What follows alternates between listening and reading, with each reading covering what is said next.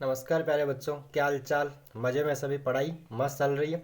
तो मेरा नाम महेश शर्मा और इस आज के लेक्चर में बात करेंगे आप ट्वेल्थ फिजिक्स चैप्टर 13 न्यूक्लियाई के इंपॉर्टेंट क्वेश्चंस की। तो देखिए आप चैप्टर 13 कितने मार्क्स का है, 6 मार्क्स का है। 6 मार्क्स से आपने क्या क्या पूछा जाएगा, तो 1 मार्क यहाँ से एक ऑब्जेक्टिव क्वेश्चन है, 1 मार्क यहाँ से एक मतलब वेरी शॉर्ट आंसर क्वेश्चन है, ये 1 मार्क यहाँ से एक नंबर यहाँ से डायग्राम आपसे बनवाया जाएगा, 1.5 नंबर का यहाँ से न्यूमेरिकल है और 1.5 मार्क्स यहाँ से एक डेरिवेशन है। तो यहाँ पे मैंने अच्छे क्वेश्चन सारे कवर कर रखे हैं और सारे सिलेक्टेड क्वेश्चन हैं। तो ऑब्जेक्टिव क्वेश्चन पहले सोल्व कर देखिए।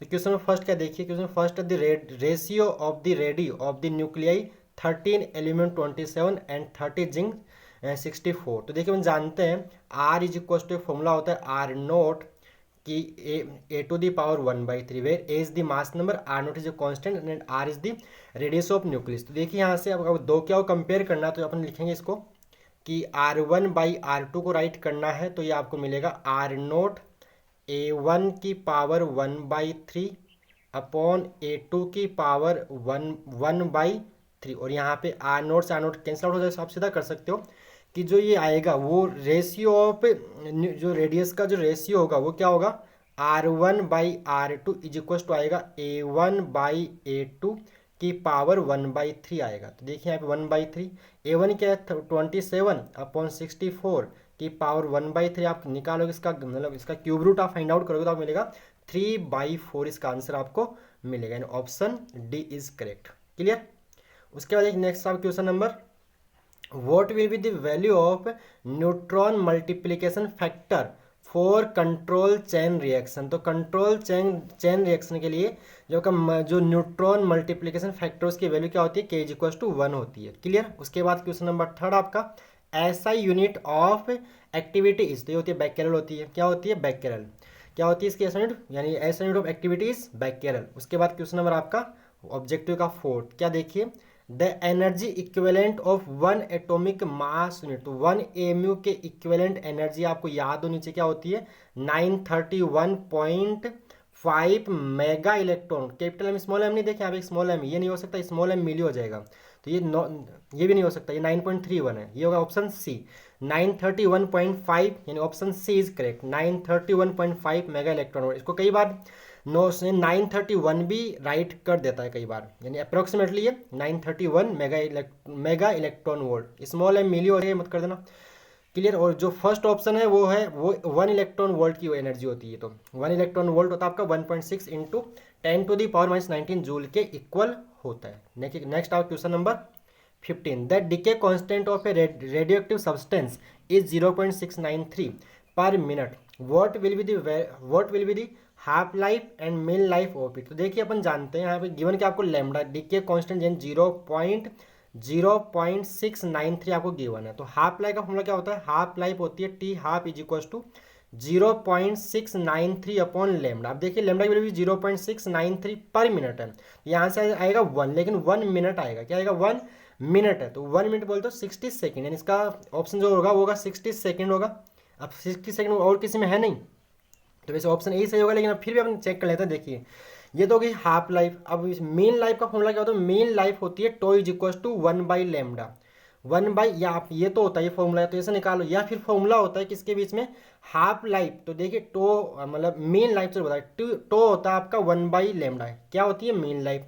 और हाफ लाइफ क्या होती है आपकी 0.693 अपॉन लेमडा होती है। अब 1/λ टो राइट कर सकते हो, तो देखो टी हाफ जो आपको मिलेगा, T half is equal to होता है 0.693 इंटू टू आएगा। तो यहाँ से टो क्या आएगा, टो आएगा। देखिए यहाँ से आपसे हाफ लाइफ और जो मेन लाइफ का रेशियो पूछते तो वो 0.693 हो जाएगा, या आप इसको राइट कर टो इज इक्वल टू आएगा 1/0.693 टी हाफ आएगा, टी हाफ। अब देखिए 1/0.693 जो होता है वो आता है 1.443, तो इज इक्वल होता है 1.443 टी हाफ। अगर यहाँ से पूछ ले आपसे कि मेन लाइफ और हाफ लाइफ का रेशियो तो आएगा 1.443, अब तो आपने फाइंड आउट करना तो 1.443 टी हाफ बनेगा 60, आप इसको मल्टीप्लाई करोगे तो आपको मिलेगा 86.5, यानी ऑप्शन ए इज करेक्ट इसका। ठीक है।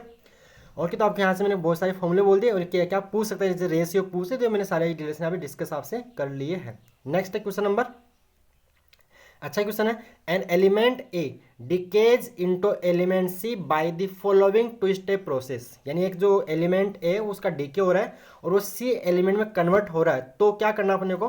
तो अब ऑप्शन गिवन है, pair of isobar from element A B and C, यानी आइसोबार क्या क्या होंगे। तो पहले बात हो ये पता होना चाहिए आइसोबार क्या होता है, आइसोटोन्स क्या होता है, आइसोटोप्स क्या होता है। जो आइसोटोप्स होता है जिनमें सेम नंबर ऑफ प्रोटॉन्स, उसको हम क्या बोलते हैं, आइसोटोप्स बोलते हैं।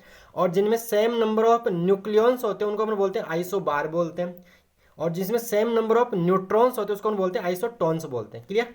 तो चेक कर देखिए, तो आप अज्यूम कर लीजिए, क्या अज्यूम कर लीजिए कि यहाँ जो ए है उसका आप एटॉमिक नंबर जेड अज्यूम कर लो, इसका मास नंबर आप एक्स अज्यूम कर लो। अब देखिए यहाँ पे 2 हीलियम, यानी हीलियम मतलब अल्फा पार्टिकल बाहर निकल गया, तो यहाँ आएगा जेड, यानी बी का जो एटॉमिक नंबर होगा वो जेड-2 और इसका जो मास नंबर होगा x-4, यानी बी का एटॉमिक क्या आ गया जेड-2 और मास नंबर क्या आ गया इसका x-4। अब देखिए बी यहाँ से जेड-2, मैं बी के यहाँ राइट कर रहा हूँ दोबारा से, और इसका मास नंबर x-4 होगा। अब देखिए यहाँ जब ये निकल गया आपका बीटा डीके, अब यहाँ पे बीटा माइनस है तो यहाँ पे -2 निकल, तो यहाँ पे जो सी का एटॉमिक नंबर है वो आएगा जेड, क्या आएगा कि दोनों तरफ, यानी दोनों तरफ बैलेंस होना चाहिए। यहाँ देखो जेड-2 है तो यहाँ भी जेड-2 ही करना है, यहाँ पे भी, तो यहाँ पे -2 तो हो ही गया, तो ये तो -2 भाई 2 साथ में -1 और यहाँ पे जेड होगा, किसका, सी का जो एटॉमिक नंबर है वो जेड होगा। और मास नंबर देखिए इसका, सी का मास नंबर x-4 ही रहेगा, क्योंकि बीटा डीके में मास नंबर चेंज नहीं होता, ओनली एटॉमिक नंबर ही चेंज होता है। तो यहाँ पे देखिए आप ध्यान से देखोगे तो बी एंड सी का मास नंबर सेम है, यानी मास नंबर सेम है, नंबर ऑफ न्यूक्लियॉन सेम है, यानी आपके बी एंड सी क्या बन जाएंगे, आइसोबार बन जाएंगे। जबकि आपका देखिए जेड ए एंड सी आपके बन जाएंगे आइसोटॉप्स बन जाएंगे, यानी इनका क्या एटॉमिक नंबर सेम है। तो यहाँ पे ये पूछा हमसे आइसोबार, पेयर ऑफ मतलब फॉर आइसोबार्स, तो B and C, option B is correct. क्या रहेगा इसका, option B is correct. Okay, तो B and C is the isobars. Okay, मैंने डिस्कस किया आपको अच्छी तरह से पूरा। उसके बाद क्वेश्चन नंबर 7 आपको याद ही होना चाहिए, the binding energy per nucleon is maximum in case of, तो आपको पता होना चाहिए जो आपका 26Fe56 है, इसकी बाइंडिंग एनर्जी सबसे ज़्यादा होती है, मैक्सिमम होती है कितनी, तो 8.75 मेगा इलेक्ट्रॉन वोल्ट होती है। पर न्यूक्लियन की बात कर रहा है, पर न्यूक्लियन की बात कर रहा है, तो इससे ज़्यादा किसकी होती है आपका, इन ऑप्शन बी इज करेक्ट। यहाँ पे सीधा आपको याद ही होना चाहिए। क्वेश्चन नंबर 8 देखिए क्या बोला है, which quantity related to nucleus does not change on increasing mass number. देखिए जो न्यूक्लियस की डेंसिटी होती है वो मास नंबर पे डिपेंड ही नहीं करती, यानी सब कुछ चेंज लेकिन डेंसिटी चेंज नहीं होती। ऑप्शन डी इज करेक्ट, कोई डाउट इसमें, आपको याद होना चाहिए। उसके बाद है क्वेश्चन नंबर आपका 9, क्या देखिए, which is an electromagnetic waves in the following. तो देखिए अल्फा पार्टिकल है, बीटा भी particle, gamma is the electromagnetic wave. तो गामा क्या होती है यहाँ पे, EMW इलेक्ट्रोमैग्नेटिक वेव होती है। ओके, उसके बाद क्वेश्चन नंबर आपका 10 है, देखिए द बाइंडिंग एनर्जी ऑफ 8 और 16 is 127.5 mega electron volt, what will be the value of its binding energy per nucleon. तो पर न्यूक्लियन की बात कर रहा है, तो बाइंडिंग एनर्जी पर न्यूक्लियन का फॉर्मूला होता है EBN, EB binding energy upon nucleon, मतलब नंबर ऑफ न्यूक्लियंस। देखिए यहाँ पे नंबर ऑफ न्यूक्लियंस क्या 16 है, तो आप EB में यानी 127.5 में किसका डिवाइड लगा दीजिए, इसमें आप 127.5 में 16 आप डिवाइड लगाओगे तो आपको मिलेगा 7.97 mega electron volt is the answer of this question.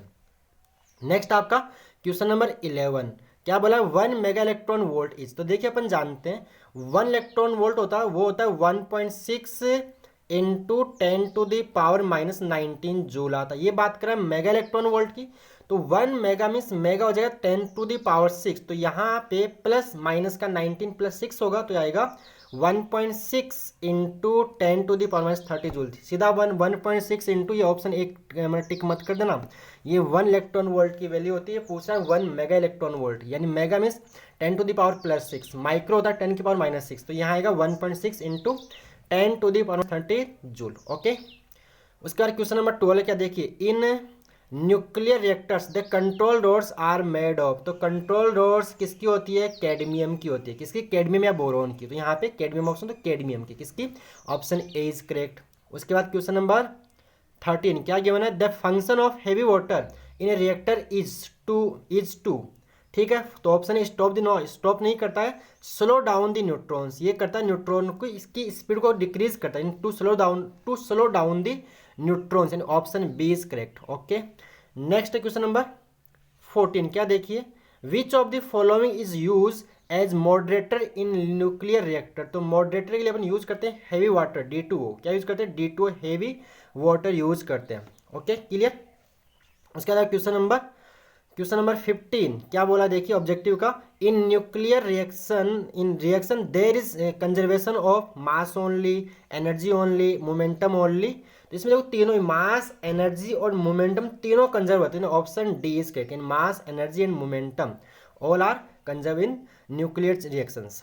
उसके बाद क्वेश्चन नंबर 16 क्या देखिए, the nuclei 6C3 and 7 and 14 can be described as isotones, isobars, isotopes of carbons and nitrogen। तो देखिए आप चेक कीजिए, 13 - 6 क्या आएगा 7, 14 - 7 क्या आएगा, दोनों के नंबर ऑफ न्यूट्रॉन्स दोनों में सेम है, तो क्या बन जाएगा आपके, जिनमें न्यूट्रॉन सेम उनको क्या बोलते हैं, आइसोटोन्स बोलते हैं। तो ये बन जाएंगे आपके आइसोटोन्स है। Okay, clear.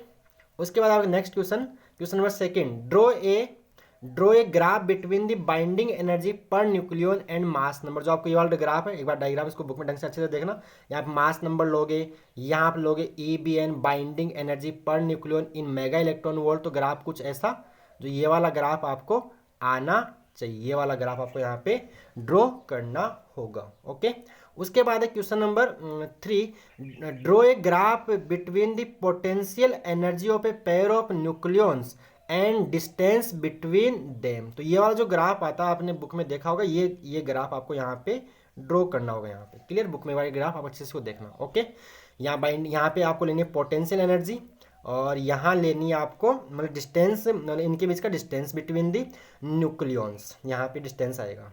ओके, उसके बाद question number 4, what does mean by mass defect. ये आपको अभी ये क्वेश्चन देखो आपको याद होना चाहिए कि जो मास, जो न्यूक्लियस का जो मास होता है वो न्यूक्लियंस के मास से कम होता है। जो इनका जो डिफरेंस है किसका, मतलब नंबर ऑफ न्यूक्लियंस और जो न्यूक्लियस के मास का डिफरेंस को मास डिफेक्ट बोलते हैं। आपको यहाँ पे फॉर्मूला भी राइट करना चाहिए, del M is equal to summation small M minus, यानी मतलब mass of all nucleus minus mass of nucleus, यानी जो Z into M P plus A minus Z into mass of neutron minus capital, ये वाला आपको यहाँ पे मतलब डेफिनेट साथ ये फॉर्मूला भी आपको यहाँ पे राइट करना चाहिए। उसके बाद है वो क्वेश्चन नंबर आपका, define the activity of radioactive substance. आपको ये R इक्वल टू -dN/dt वाली डेफिनेशन आपको, यानी एक्टिविटी यहाँ डेफिनेशन आपको राइट करनी पड़ेगी। उसके बाद क्या हुआ देखिए, दी half life, question number 6, the half life of 6C14 is 5700 years, what does it mean. तो क्या होगा, यानी 5700 ईयर में इसकी जो इसका जो क्वांटिटी वो क्या हो जाएगी, हाफ हो जाएगी, यानी अपने 5700 वर्ष बाद अपनी जो इनिशियल वैल्यू उसका हाफ रह जाएगा, आधा रह जाएगा। उसके बाद एक क्वेश्चन आपको थ्योरेटिकल आपको याद होने ही चाहिए, ये फायदा तक मेरे को याद है कि नहीं उससे कोई फर्क पड़ने वाला नहीं है, ये आपको याद होना चाहिए। क्वेश्चन नंबर 6 क्या देखिए, write the difference between nuclear fission and nuclear fusion. आपको डिफरेंस राइट करना है। क्वेश्चन नंबर 8 क्या है, establish relation between mass defect and nuclear binding energy and hence write the expression for binding energy per nucleon. तो यहाँ पे आपको करना है, जो बाइंडिंग एनर्जी क्या है, पहले आप डेल एम की वैल्यू निकाल लो, फिर बाइंडिंग एनर्जी क्या होती है from Einstein mass energy relation E del M into C square, फिर EBN क्या आएगा, binding energy per nucleon EB/A कर देना, binding energy upon mass number या नंबर ऑफ न्यूक्लियन, से पूरा आपको यहाँ पे डेरिवेशन ड्राइव करना है। क्वेश्चन नंबर 9 क्या देखिए, write the law of radioactive decay and drive the related equation. तो आपको यहाँ पे जो रेडियोएक्टिव एक्टिव डिके जो लॉ वो राइट करना, उसका जो फॉर्मूला आता है इसका N is equal to N0 e⁻λT, ये वाला आपको डेरिवेशन ड्राइव करना है, मतलब फॉर्मूला ड्राइव करना है। उसके बाद ग्राफ, ये ग्राफ यहाँ से एक नंबर में पूछा जा सकता है, draw exponential decay curve of radioactive substance, यानी ये वाला जो ग्राफ है आपसे 1 मार्क में पूछा जा सकता है। ये वाला यहाँ पे आपको लेना नंबर ऑफ एक्टिव न्यूक्लियस, और यहाँ पे लेना T, यहाँ पे T हाफ, यहाँ पे N0 आएगा, फिर N0/2, फिर N0/4, N0/18, first T half में N0, सेकेंड T हाफ में N0/4, थर्ड T हाफ में क्या बन जाएगा, 1 मिनट, 4T हाफ में क्या हो जाएगा N0/16, ये वाला आपको ग्राफ यहाँ पे ड्रॉ करना है। उसके बाद क्या देखिए, from the equation R0 R is equals to R naught a की power 1/3 so that the nuclear density is nearly constant, यानी जो आपकी न्यूक्लियर डेंसिटी वो मास नंबर डिपेंड नहीं करती, वो कांस्टेंट होती है। उसकी वैल्यू क्या आती है 2.29 इंटू 10⁻17 किलोग्राम पर मीटर क्यूब आती है, वो आपको यहाँ पे ड्राइव करना पड़ेगा। उसके बाद question number 11 write the function of moderator coolant and control rods in the nuclear reactor. आपको फंक्शन जो कूलेंट है, मॉडरेटर है, कंट्रोल रोड, इनका फंक्शन आपको राइट करना है। उसके बाद न्यूमेरिकल दोनों देखिए, calculate the binding energy of nucleus 26 Fe56 आपको गिवन है, मास ऑफ मतलब जो आयरन न्यूक्लियस का मास गिवन है आपको, मास ऑफ प्रोटॉन गिवन है, मास ऑफ इलेक्ट्रॉन गिवन है, मास ऑफ न्यूट्रॉन आपको गिवन है। तो देखो बाइंडिंग एनर्जी निकालने क्या करोगे, पहले आपको निकालना है डेल एम यानी मास डिफेक्ट निकालना है, ये आपको एम मिलेगा। फिर फॉर्मूला क्या था ईबी का, डेल एम इंटू में 931.5 मेगा इलेक्ट्रॉन वोल्ट। जब आपके पास मास की वैल्यू एम में हो तो बाइंडिंग एनर्जी फाइंड आउट करने का फॉर्मूला होता है del M into 931.5 mega electron volt होता है। इसका सॉल्यूशन आपको नीचे मिल जाएगा।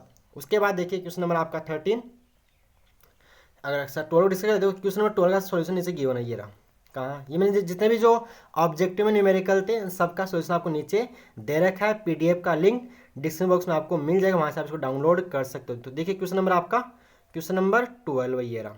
पहले क्या निकाला, मास डिफेक्ट निकाला, मास of nucleus minus mass of nucleus, ये करके सब कुछ यहाँ जेड नंबर ऑफ प्रोटॉन्स 26 है, न्यूट्रॉन निकालिए यहाँ से 50 मास नंबर में से नंबर ऑफ प्रोटॉन माइनस के नंबर ऑफ आपको न्यूट्रॉन्स मिलेगी, तो आपका डेल एम की वैल्यू मिलेगी। और जब डेल एम आपको मिल गया तो ईबी का फॉर्मूला ये लगा दिया तो आपको ये वैल्यू मिलेगी 478.68 मेगा इलेक्ट्रॉन वोल्ट। अगर यहाँ से आपसे पूछे पर न्यूक्लियन पूछे तो पर न्यूक्लियन पूछे, बाइंडिंग एनर्जी पर न्यूक्लियन पूछे तो जो आपको ईबी मिल रहा है उस ईबी में ईबी एन पूछे तो ईबी डिवाइड बाई ए, यानी आप कर देना इसका 56 इसको डिवाइड करोगे तो आपको मिलेगा अप्रोक्सीमेटली 8.5 समथिंग कुछ आएगा, यानी वैसे 8.7 8.5 करीबन आपको ये आंसर यहाँ से मिलेगा अगर आपको बाइंडिंग एनर्जी पर न्यूक्लियन पूछता है तो। नेक्स्ट क्वेश्चन नंबर आपका 13 जो रेडियोएक्टिव डिके का सब क्वेश्चन है, देखिए क्वेश्चन 14 क्या है, 13 नहीं क्वेश्चन 14 है आपका, एक मिनट भाई साहब 14 अच्छा 13 ये भी तो क्या, देखिए a radioactive nucleus is decaying in the following way, determine the mass number and atomic number of final product X4 when initial nucleus has mass number 230 and atomic number 92। तो देखिए यहाँ पे सिंपल सा क्वेश्चन है, देखिए यहाँ पे क्या होगा, ये देखो जेड है, इसका आपको एटॉमिक नंबर क्या गिवन है 92 गिवन है, मास नंबर 238 गिवन है। जब अल्फा डिके होगा तो मास नंबर 4 डिक्रीज हो जाएगा, ये 234 हो जाएगा और ये 90 बन जाएगा। बीटा माइनस में मास नंबर चेंज होता नहीं है और बीटा माइनस में एटॉमिक नंबर 1 से इंक्रीज हो जाएगा और मास नंबर में कोई फर्क पड़ेगा नहीं, तो x2 का आ जाएगा एटॉमिक नंबर 92 और 234 इसका मास नंबर। x3 फिर से क्या हो गया, अल्फा हो गया, तो अल्फा में वापस से एटॉमिक नंबर 2 से डिक्रीज कर दीजिए और मास नंबर 231 हो जाएगा। और गामा में एटॉमिक नंबर और मास नंबर चेंज होता नहीं, जो आपका फाइनल प्रोडक्ट है उसका जो एटॉमिक नंबर 89 होगा और मास नंबर 231 होगा। इसका भी सॉल्यूशन नीचे गिवन है, देखिएगा यहाँ आपसे ये कहाँ, ये देखो ये आपको दे रखा है, यानी 89 एंड 237 ये आपको नीचे सॉल्व मैंने करके दे दिया आपको। नेक्स्ट आपका क्वेश्चन नंबर 14 जो न्यूमेरिकल है, यहाँ से न्यूमेरिकल भी तो आएगा, तो न्यूमेरिकल भी अपने को किस टाइप का मतलब इसी कंसेप्ट का आपको न्यूमेरिकल भी मिलने वाला है यहाँ से। देख क्या है क्वेश्चन नंबर 14 ये रहा, क्या in a radioactive sample the number of active nuclei remains 6.25% of its initial value in 6 होल, find the half life of radioactive sample. तो फॉर्मूला होता है N is equal number of active nuclei after small N half life. तो ये देखो formula ये वाला, तो हमने अज्यूम कर लिया कि let the number of active initial active nuclei be N naught, यहाँ आपको एन गिवन है, ये सोल्व किया तो एन बाई एन नॉट की वैल्यू आपको मिल गई कितनी 1/16, टी गिवन आपको 6 और गिवन है। तो आगे देखिए number of active nuclear after N small half life, तो फॉर्मूला होता है पुट किया, और एक फॉर्मूला होता है small T equals to N T half, जहाँ स्मॉल टी गिवन टाइम है, small N number of half life है और यहाँ पे टी हाफ लाइफ होता है। तो फॉर्मूला यहाँ से स्मॉल एन की value T upon T half आ गई, सारी वैल्यूज पुट की, अपने सोल्व किया, तो ये अपने वैल्यू मिलेगी टी आपकी 1.54। ठीक है, तो ये थे आपके इसके सारे क्वेश्चंस। अगर आपको वीडियो अच्छा लगा तो वीडियो को लाइक कीजिए, चैनल को सब्सक्राइब भी कर लीजिए और अपने दोस्तों के साथ भी शेयर कीजिए। ओके प्यारे बच्चों, धन्यवाद।